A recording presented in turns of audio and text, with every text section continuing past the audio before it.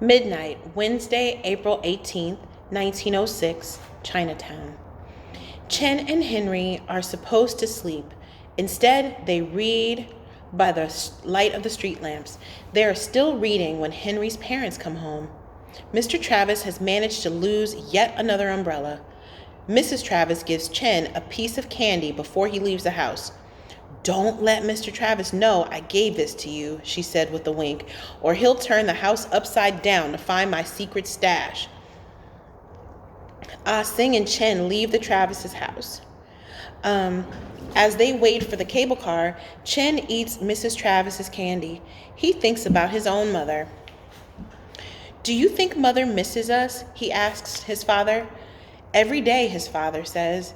"Chen will have to spend most of his life here. Like his father, will Chen forget his mother after a while?" "Do you miss Mother?" he asks his father. "Every day," his father says. It seems forever before the cable car comes. Chen can feel the book hidden under his shirt. He can't wait to get back to it. When he reads, he forgets his boredom.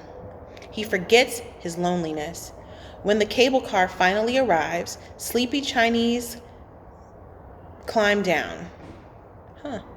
Like Ah Sing and Chen, they work in the houses. They also live in them. But tonight, on their night off, they have gone into Chinatown. Ah Sing and Chen could have stayed with the Travises too, but Ah Sing insists they live in Chinatown. He doesn't want Chen to forget he's Chinese. Their fellow houseboys fuss over Chen. He reminds them of the children they left behind in China. He usually welcomes the attention. Tonight, though, he is impatient. He wants to read more of his book. He climbs quickly onto the cable car. The crew greets him. They are friends with their Chinese passengers.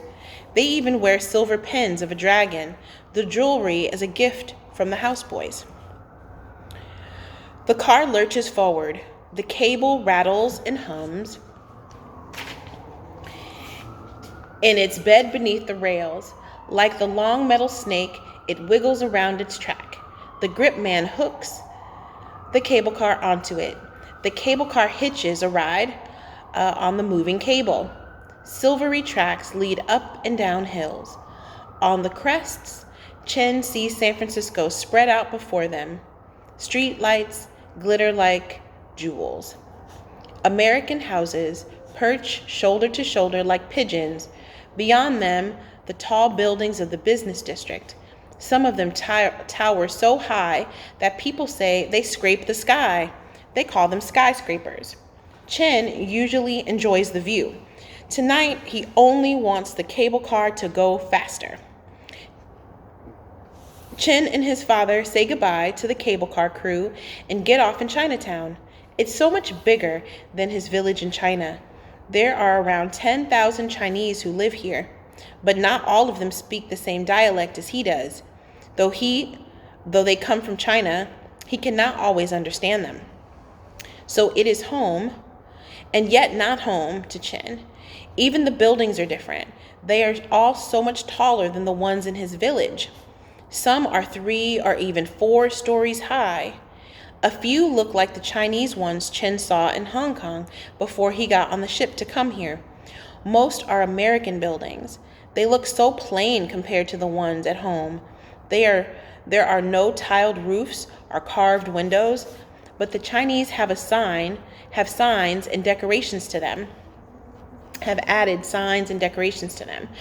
The American buildings look like they're wearing Chinese disguises.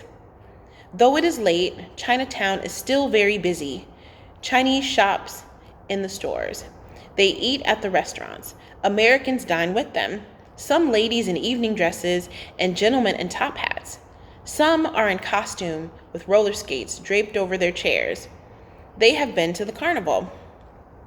Chen can't wait to get back to their room, but his father drags him all over Chinatown on dull errands. He picks up a couple of Chinese newspapers. Then he buys a bag of apples for the Travises. Mrs. Travis hopes she can get Mr. Travis to eat them instead of cake. Chen has his doubts about that. Everywhere they go, Ah Sing bumps into friends. He always stops to chat. Chen follows his father impatiently. Finally, they return to their tenement. As they pass the little temple, their neighbor, Ah Quan, comes out. He dodges around a wagon and crosses the street to them. Chen groans silently. Ah Quan means another delay. Worse, he always stinks of blood from his work in the butcher shop. Many people avoid him because of that. He goes to the temple every night. He says he needs all the help he can get. Next to the priest, he prays more than anyone in Chinatown. Tonight, though, he has been asking heaven to keep the earth dragon quiet. The animals in his shop have been frightened. If it were a chicken and saw your knife, if I were a chicken and I saw your knife, I'd be scared too, Ah Sing said. But not this way. They're terrified, Ah Quan says. At home, animals know when there's going to be an earthquake. He scratches his head. I can't blame the earth dragon if he gets upset. There are all these people stomping on his ceiling. He begins to tiptoe. The earth dragon has shaken the city before, Ah Sing laughs. We're still holding on to his back. Like fleas on a dog, Ah Quan grins nervously. But what if he gets really mad? Ah Sing does not take Ah Quan's fears seriously. He slaps his friend on the back. We've been through lots of earthquakes here. If you're still alive, you pick up and go on. Chen thinks about Henry's dog, Sawyer. Silently, he asks the earth dragon to keep his temper. Together with Ah Quan, they climb the tenement stairs. When Chen had first seen the tenement, he had thought it was a hollow hill full of caves. It didn't seem very Chinese either. As they mount the steps, Chen hears the clacking of mahjong tiles. In that game, players match pieces. Someone is playing the scales on a fiddle. Other people are arguing. Another person is crying. Still another is laughing. It is a small village in itself. Sometimes, Chen wishes they didn't live on the top floor. It is very tiring to walk up 3 flights after a long day.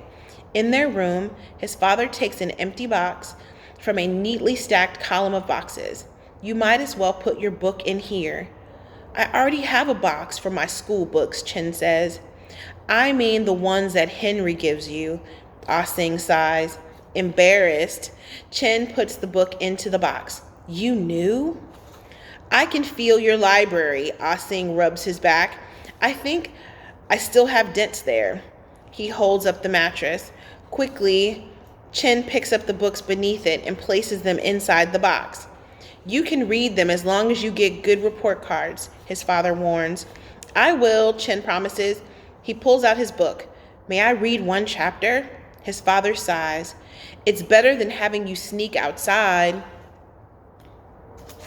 You knew I've been reading on the stairs? Chen asks guiltily. His father smiles. I'm interested in everything you do. It may not seem like it, because I'm usually busy. Chen snuggles up in bed. Soon he loses himself in Marshall Earp's adventures. His father is kind, and he works hard, but he is no hero. No one wants to read about peeling potatoes and washing dishes.